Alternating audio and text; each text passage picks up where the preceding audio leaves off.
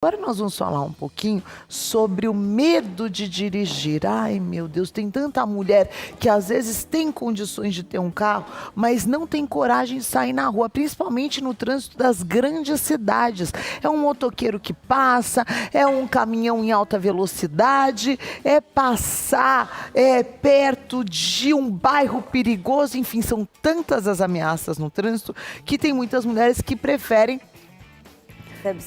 não usar o automóvel e acabar no transporte público, que é maravilhoso. Mas, em muitos momentos, é importante você vencer esse medo. E hoje, a Rosana Souza, que é instrutora de trânsito, vai contar pra gente como você vai vencer esse medo que tem nome, que é a amaxofobia. Por quê? As pessoas ainda têm medo hoje. Seja bem-vinda, Rosana. Obrigada, Bispo. Deus abençoe, primeiramente, pelo convite. Amém. Tá? Então, a amaxofobia nada mais é, né, do que a junção das duas palavras, amaxo e fobia, que amaxo é carro, fobia é o medo excessivo de dirigir.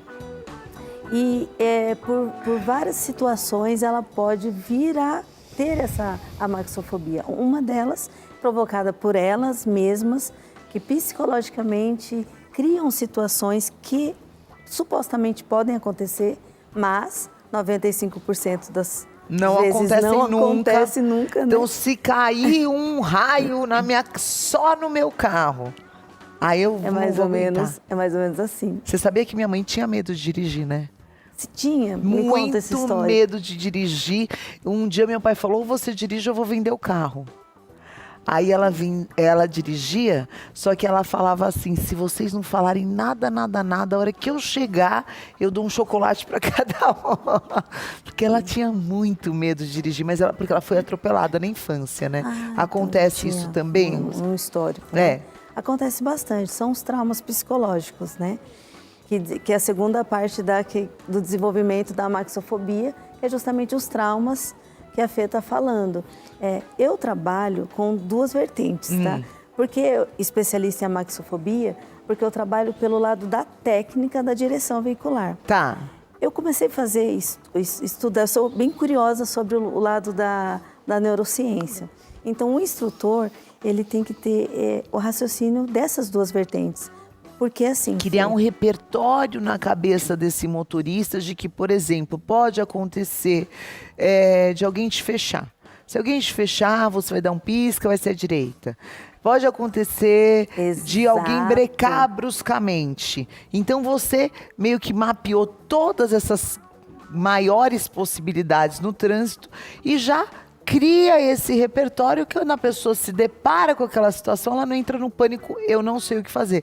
Não, você vai fazer alguma coisa, né? Como, por exemplo, é um conhecimento que eu fui adquirir há pouco tempo, que quando você está na possibilidade de um engavetamento, você não deve brecar. Você tem que deixar o breque solto, né? Você vai pá, e deixa, porque se caso engavetar, o carro acompanha e não tem aquele impacto de você brecar e o outro vir com tudo atrás de você. Então, são coisas que, por exemplo, eu nunca imaginava.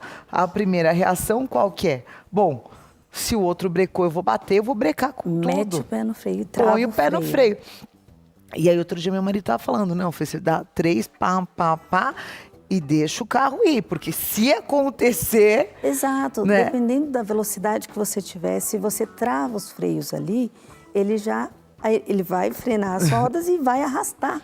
Vai arrastar e quem vem atrás vai continuar. Vai vir com tudo. Exatamente. Agora, qual que é o êxito das pessoas que têm esse medo e conseguem vencer? Olha, eu falo que Deus colocou esse trabalho na minha vida e eu consegui, graças a Deus, através de técnicas simples, né, libertar essas pessoas desse medo excessivo de dirigir, mapeando, como você mesmo disse, por coisas básicas. Quando eu me refiro às técnicas, eu já falo logo justamente das embreagem, do conhecimento melhor da embreagem, do conhecimento melhor sobre redução de marcha, aumento de marcha, o porquê ela não pode andar muito abaixo. Mulher tende a acreditar que ela, quanto menor a velocidade, para quem mais costuma dizer que a mulher tá. anda muito devagar no trânsito, quanto menor a velocidade, mais protegida ela está. Errado, já explico por quê. E quanto mais perto ela estiver do volante, mais segura ela está. Errado. E vou dizer por quê. Porque quanto menor sua velocidade, o trânsito ele tem um fluxo, tem a velocidade, é 60, é 80, é 100, você tem que estar mais ou menos compatível, porque se você está muito abaixo, é você que atrapalha o trânsito, as pessoas começam a desviar de você, vai te gerar pânico, porque as pessoas, uns desviam, outros colam na traseira outros do carro. buzinam, então, outros passam e faz sinal feio. Gera um Aí você já transtorno. começa a ficar atordoada, né? Exatamente, E gera por que um que a transtorno. maioria dos medos, 80%, está entre as mulheres?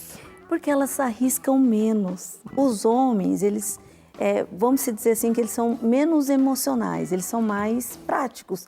Então, eles arriscam, eles percebem e arriscam e fazem. As mulheres não. Elas recuam. Por cautela. Elas têm que entender.